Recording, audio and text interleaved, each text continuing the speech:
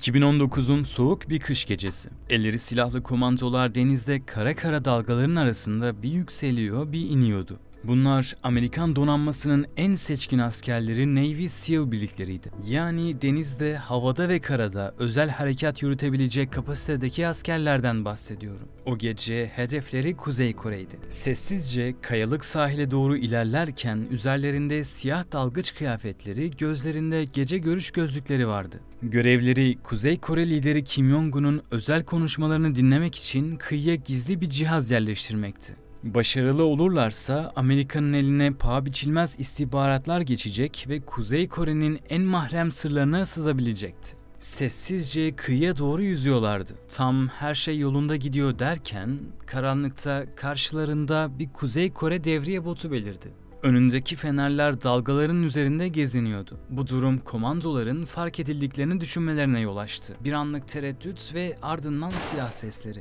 Çatışma sadece birkaç saniye sürdü.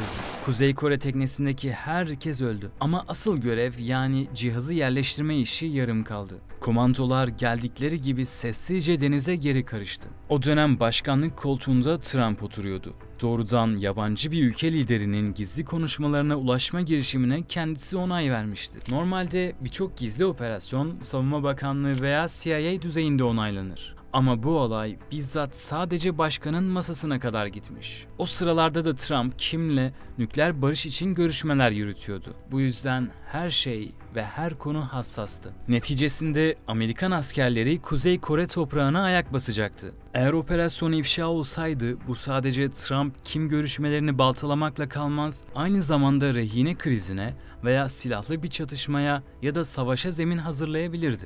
Gizli görev için seçilen birlik Amerika'nın SEAL Team 6 içindeki Red Squadron adlı timdi. Aylarca bu operasyon için özel eğitim alıp defalarca tatbikat yaptılar. Çünkü tek bir hata bile kabul edilmeyecekti. Daha önce Usame Bin Laden'i öldüren operasyonla ün kazanmışlardı. Peki tüm bu operasyon ne içindi? Yıllardır Amerikan istihbaratı içine kapanık bir hayat süren Kuzey Kore'de insan kaynakları bulmakta ve iletişimi dinlemekte zorlanıyordu. Hatta doğru düzgün ne ajanlık yapacak adam çıkıyor ne de yetkililerin iletişim ağlarına sızabiliyorlardı. Yani Kuzey Kore Washington için bir kör noktaydı. Bunun önüne geçmek için işte az önce bahsettiğim operasyonun planı yapıldı. Trump başa geçtiğinde Kim Jong-un'un niyetlerini çözmek stratejik bir öncelik haline geldi. Çünkü Amerika'ya göre gün geçtikçe öngörülemez şekilde davranışlar sergiliyor, Trump'la ilişkisi mektuplardan nükleer tehditlere kadar gidip geliyordu. 2018'de şöyle bir umut doğmuştu ufukta. Kuzey Kore nükleer ve füze testlerini durdurmuş, ardından yüksek düzeyde toplantılar başlamıştı. Yine de Amerika Kim'in gerçek niyetleri konusunda tamamen kördü. Yani görüşmeler diplomatik bir pencere açıyordu, evet, ama istihbarat kapısı hala kapalıydı. İstihbarat çevrelerini harekete geçiren de bu oldu. Beyaz Saray'a sunulan çözüm, gelişmiş bir elektronik dinleme cihazının Kim'in yaşadığı yere yakın bir noktaya yerleştirilmesiydi. Böylece haberleşme trafiği dinlenebilirdi. Ama bunun için birinin içeri sızıp cihazı yerleştirmesi lazımdı.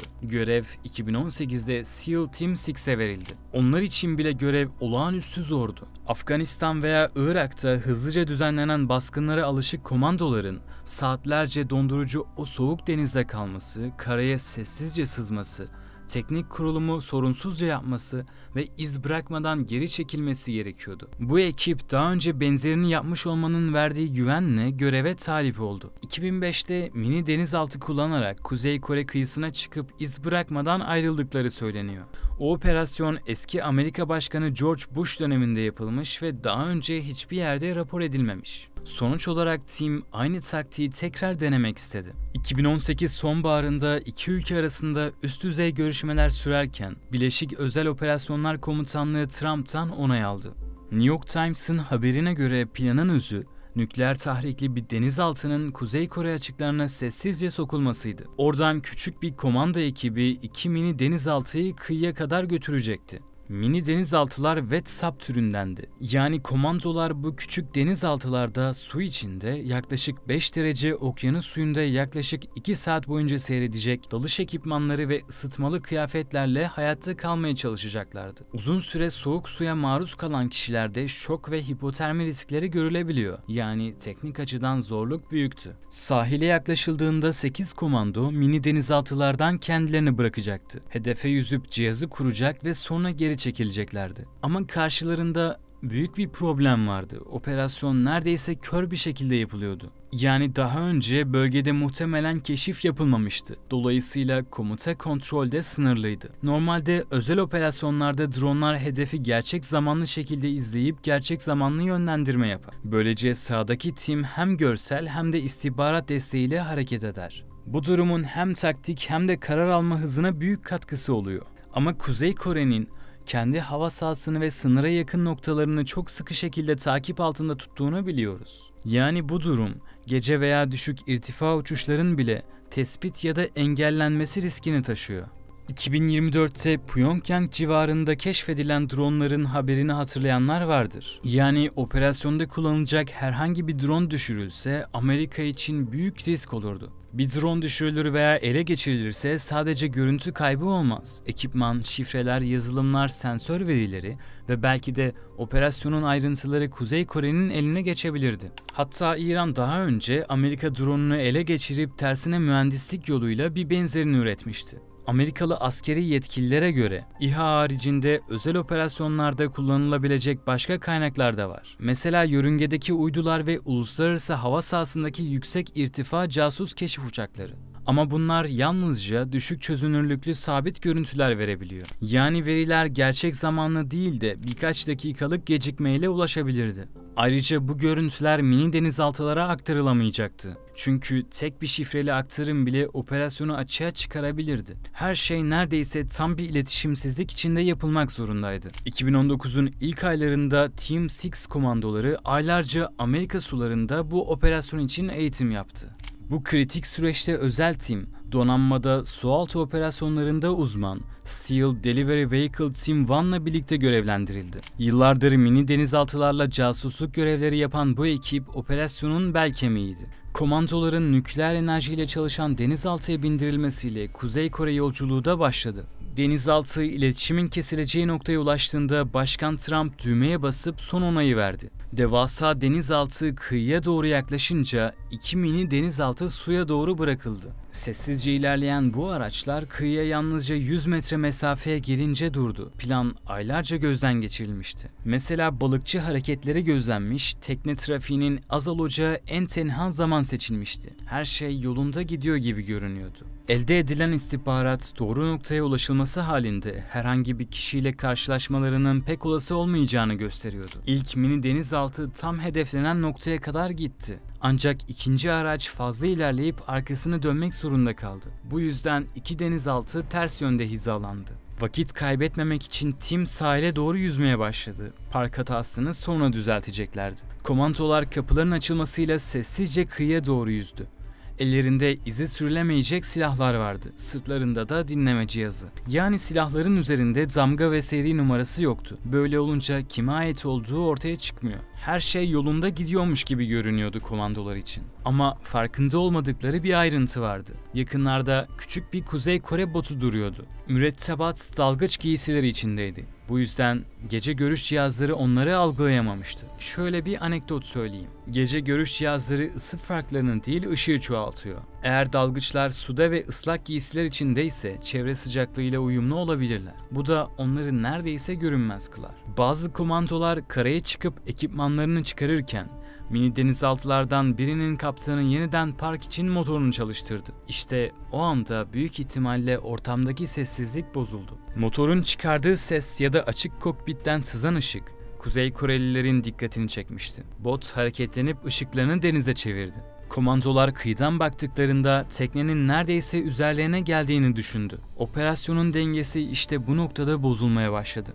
İletişim kesildiğinden kıyıya çıkarma yapan birliklerin mini denizaltılarla iletişim kurması mümkün değildi. Kuzey Kore botundan yansıyan ışıklar dalgaların üzerinde süzülüyordu. Tim karşılarında bir devriye mi yoksa sadece balıkçılar mı olduğunu anlayamıyordu. O sırada Kuzey Kore teknesinden bir adam denize atladı. Yaşanacak olası bir çatışmaya karşı açık denizde bekleyen nükleer denizaltıda takviye komandolar hazırdı. Şişme botlarla hızla kıyıya çıkabilirlerdi. Hatta daha uzakta Amerikan savaş gemilerinden havalanmaya hazır helikopterler bekliyordu. Gemilerde de yüzlerce özel kuvvet askeri vardı. Eğer işler ters giderse büyük bir kuvvet bölgeye girmeye hazırdı. Ama kıyıdaki küçük tim tek başına karar vermek zorundaydı. Komutanları kilometrelerce ötede konuşuyor denizaltıdaydı. Bölgede insansız hava araçları ve iletişim yoktu. Komandoların normalde sahip olduğu tüm teknolojik üstünlükler elinden alınmıştı. Resmen 50-60 yıl önceki savaş şartları altında mücadele ediyorlardı. İşte o anda kıyıda en kıdemli astsubay kararını verip tek kelime etmeden nişan aldı ve tetiği çekti.